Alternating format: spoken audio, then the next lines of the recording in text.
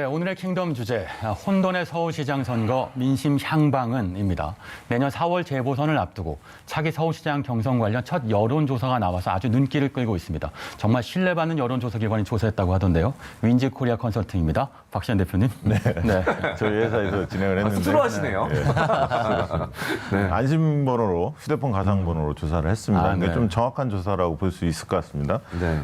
많은 분들이 좀 관심을 가졌는데 그 이유는 여야 후보 지지도를 처음으로 좀 발표하다 보니까 많은 분들이 좀 관심을 가졌고, 네. 정당 지지도 하고, 그 다음에 선호하는 그 후보 정당, 소속 정당에 대한 갭이 상당히 다르구나. 라는 것이 눈길을 좀 끌었고요. 그다음에 대통령에 대한 지지도를 보통은 직무수행 평가로 하는데 정치적 지지도 이런 어떤 지표를 사용한 것이 많은 분들의 관심을 좀 끌지 않았나 싶습니다. 네.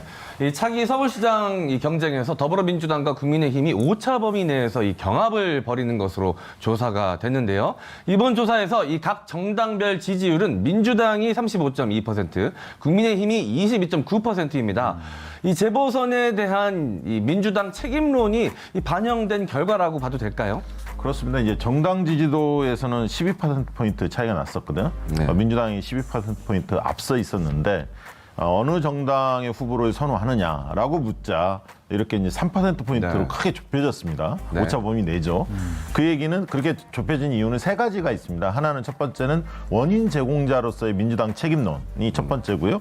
두 번째는 무당파의 특성이 있습니다. 무당파는 대개 보수 정당을 지지했던 분들이 이탈한 분들이 꽤 무당파에 많이 지금 소속돼 있거든요. 포함돼 있기 때문에 그러한 성향이 반영됐다 이렇게 보여지고 마지막으로는 양당의 지지층, 양당 지지층의 충성도에 좀 차이가 드러났습니다.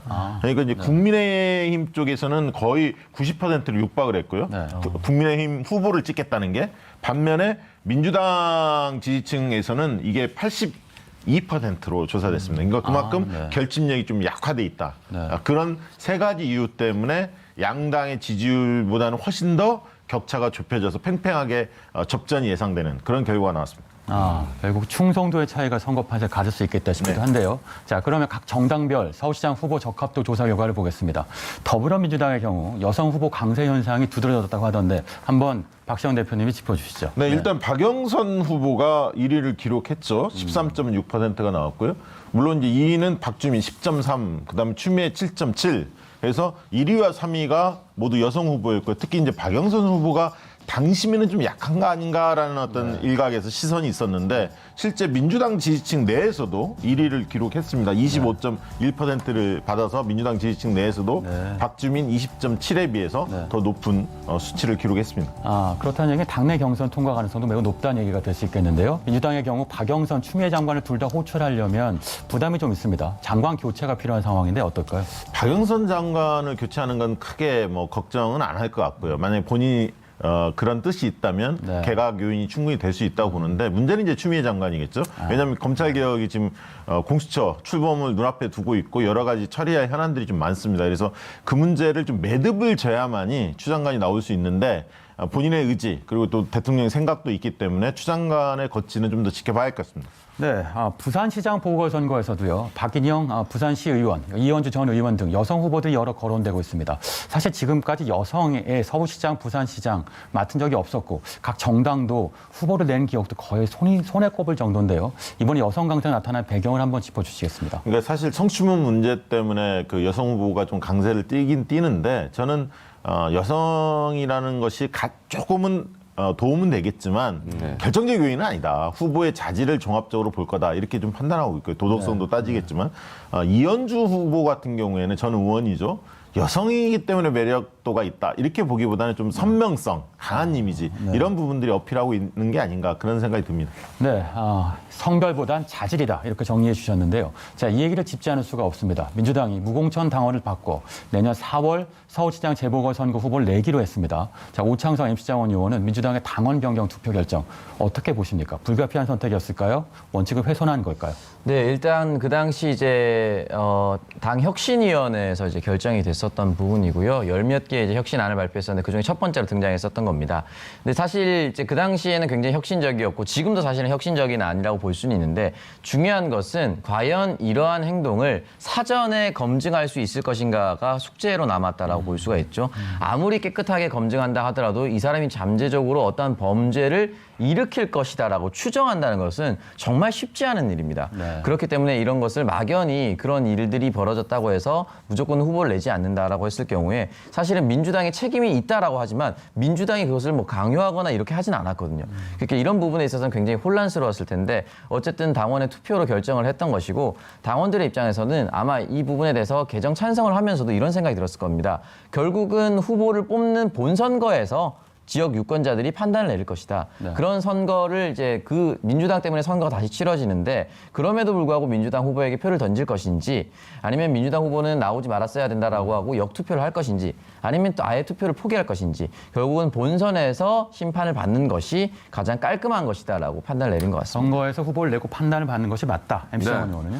저는 뭔가 그 문제점이나 미진한 점이 있다면 욕을 먹고 반성을 제대로 하더라도 바꾸는 것이 맞다라고 봅니다. 예, 이게 전임자의 의혹 혹은 잘못 때문에 그 지역에서 준비하고 있던 다음 선거를 준비하고 있던 누군가가 이 대신 책임을 지고 피해를 봐야 된다라는 사실은 저는 조금 부당한 측면이 있다라고 보거든요. 네. 그래서 욕을 좀 먹고 국민께 사과하더라도 결과로 보상을 받을 것이라고 생각이 들고요. 바꿀 것은 바꾸는 것이 맞다라는 생각을 갖고 있습니다. 네, 박시원 대표님. 네. 그러니까 여론은 어떻게 되고 흐르고 있습니까? 근데 이미 저희 조사 아까 발표했지만 그 조사하기 전에 이 이슈가 좀 불거졌습니다. 그래서 네. 많이 좀 반영이 된 것 같고요. 아, 물론 이제 앞으로도 조금 더 민주당으로서는 더 안 좋은 상황이 맞이할 수도 있겠지만 저는 매는 빨리 맞는 게 낫다라고 보고 있고요. 결국은 이제는 한 다음 주부터는 시장감이 누구지라는 네. 이슈로 전환될 수밖에 없다. 안철수가 나올까? 오세훈이 나올까? 민주당의 박영수 장관이 나올까? 이런 관심으로 옮겨간다. 네, 알겠습니다. 네. 네, 그렇다면 이 야권 서울시장 후보 적합도 조사 결과도 살펴보도록 하겠습니다. 자, 짐작 가는 사람이 좀 있긴 합니다. 분명 이 금태섭 전 의원의 이름이 들어가 있습니다.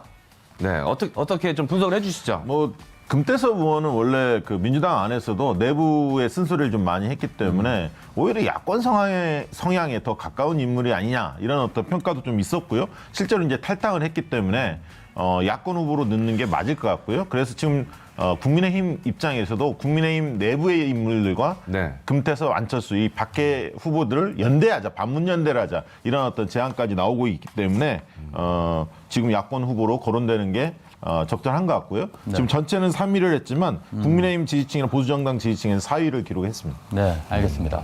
자, 김정은 위원장이 지난 2일 내년 서울시장 선거 후보로 거론되는 전 현직 의원들과 막걸리 회동을 가졌었죠.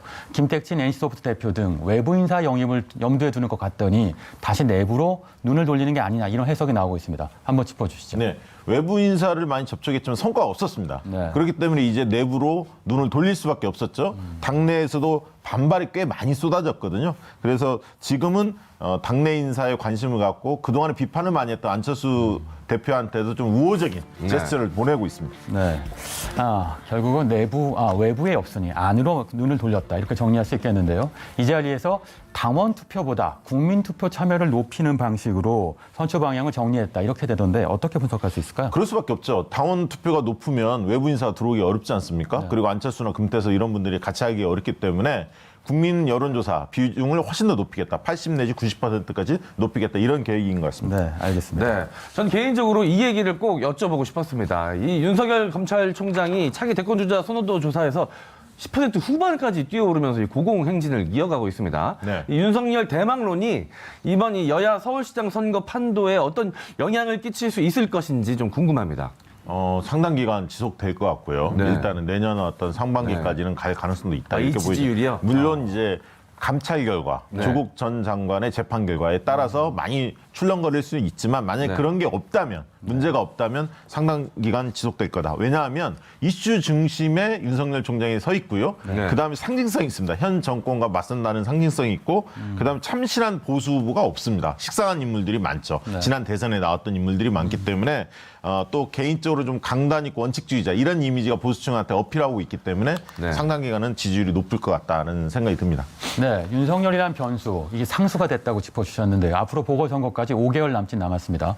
그 이외에 어떤 변수들이 있을지 한번 정리해 주시죠. 네. 지금 보궐선거까지는 가장 중요한 거는 이제 부동산이 어떻게 되느냐, 그리고 대통령 지지율이 어떨 거냐, 그리고 공수처 등 개혁 과제로 과연 여당이 통과를 시킬 수 있느냐, 그리고 뭐니 해도 가장 중요한 인물이 누가 나오느냐, 서울시장 선거에 네. 이런 부분들이 관심이 있지 않을까 싶습니다. 네, 결국은 기본이네요. 부동산 정책, 그리고 개혁 과제, 그리고 인물입니다. 자, 지금까지 혼돈의 서울시장 선거, 민심 향방은이란 주제로 얘기 나눠봤습니다. 앞으로 5개월 남은 보궐선거에서 누가 두각을 나타낼지 기대해 보겠습니다. 자, 박시영, 오찬성 의원은 여기서 인사드리겠습니다. 두 분 수고하셨습니다.